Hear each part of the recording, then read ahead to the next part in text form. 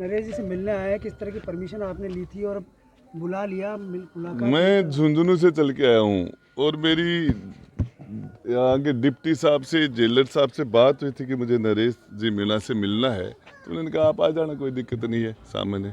और उसके बाद अब ये कह रहे आप नहीं मिल सकते। मैंने डीजी साहब से बात की है। तो ये राजस्थान यूनिवर्सिटी के जनरल सेक्रेटरी रहे हैं, इन्होंने विधानसभा के चुनाव लड़े हैं, इन्होंने राजस्थान यूथ की लीडरशिप की है और 50-50, 60-60 हज़ार वोट इन्होंने लिए हैं 2 बार।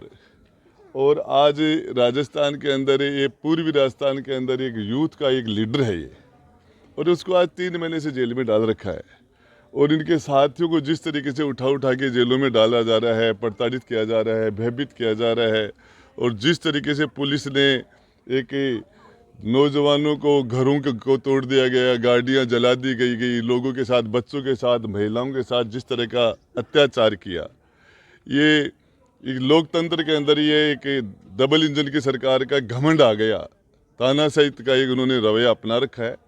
और जहाँ तक मैं तो ये कहता हूँ, घमंड, ये अशोक जी गहलोत 3 बार के मुख्यमंत्री थे, जनता ने उनका इलाज कर दिया। 2 बार की मुख्यमंत्री वसुंधरा, उनका भजनलाल जी तो पहलून है, पहलून। तो पहलून को ये कोई ज़्यादा लीडर वाली बात, पर्चे से निकल गए तो इनको ऐसा नहीं करना चाहिए।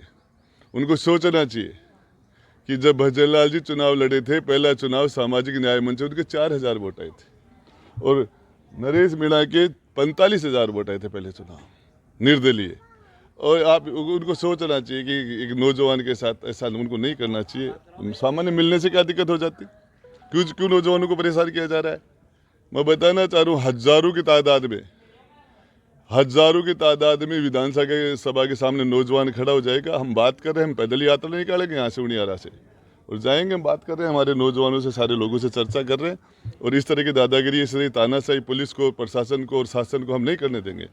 पैदल यात्रा का प्लान कब से? अब बैठ के बात करेंगे। जो जिस तरीके से सामान्य मिलने ही नहीं दे रहे, आतंकवादी है क्या कर दिया? एसटीएम की गलती नहीं थी क्या?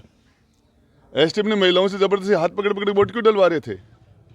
अधिकारी कुछ भी करे तो चलेगा, अधिकारी रोज बदमाशी कर रहे हैं, लूट कर रहे हैं, भ्रष्टाचार कर रहे हैं, करप्शन कर रहे हैं, सरकार डूबी आकंठ भ्रष्टाचार के अंदर सारे के सारे, उसका कोई इलाज नहीं है करने वाले काम। उसने गलती 323 की थी, 307 लगा दी, ऐसे थोड़ी होता है। देखिए, किरोड़ी जी को भी अब एक नोटिस दिया है प्रदेश अध्यक्ष जी ने। किरोड़ी जी ने कहा कि मेरा फ़ोन टेप किया जा रहा है। किसी भी कैबिनेट मंत्री की उसकी निजी जो लाइफ है उसके अंदर ताक झांक करने का अधिकार किसी को नहीं होता, चाहे वो मुख्यमंत्री हो चाहे प्रधानमंत्री हो। और किरोड़ी लाल जी भूल गए, लोग 5 साल तक सड़कों पर उन्होंने आंदोलन किया था, लड़ाई लड़ी थी।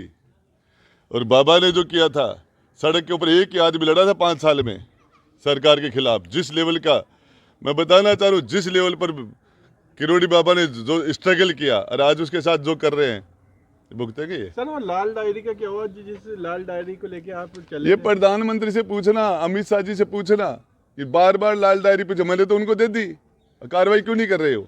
मिले हुए हैं सारे।